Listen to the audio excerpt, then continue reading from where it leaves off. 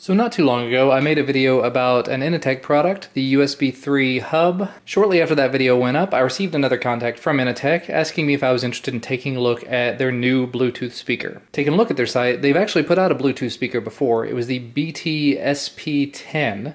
Well, this, if you take a look at the back, is the BTSP-10 Plus.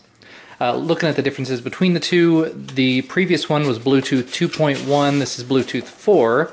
The previous one had a 1500 milliamp hour battery. This one comes with a 2000 milliamp hour battery.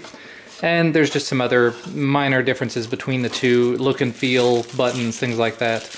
But yeah, this is the speaker itself. Before we get too much into it, let's see what else comes in the package, because I always tend to forget to do that until later.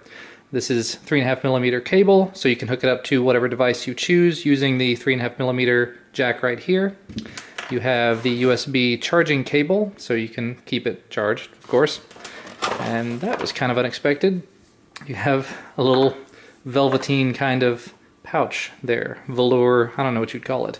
Relatively thin, but if you wanted to carry this around and you didn't want to worry about scuffing it up or anything like that, definitely just stick it right in that little pouch. I'm not going to continue doing that, but it is plenty large enough to do so. And of course, very bottom of the package, instruction manual.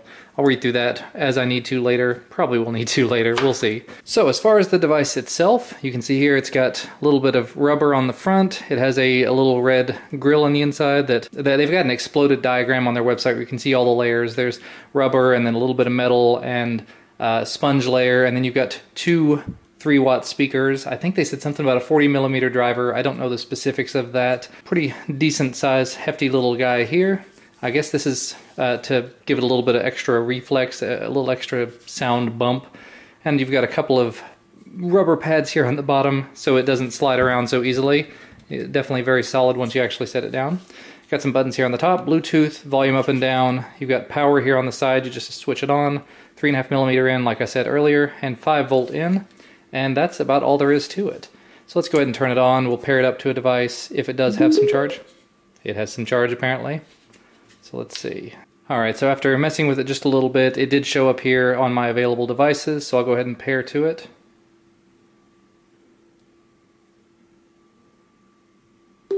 There we go. We're connected. We're ready to play. So that was pretty painless. I'm going to go ahead and try some music before I go any further. I can't actually play anything on camera, but let's see. Alright, so that was definitely pretty loud. One thing I did notice here, you may be able to see it's got a little flashing blue LED to let you know it's in Bluetooth mode. Figure I'll open up my YouTube app, something I can actually play because I'm allowed to play the videos that I've made. We'll just get this one started. Hello again, guys, what's up? As you know, I'm a bit of a sucker for a good deal, so I was browsing around on Slick Deals the other night, as you do, and I stumbled upon this. This came from eBay. Alright, that definitely puts out an awful lot of sound.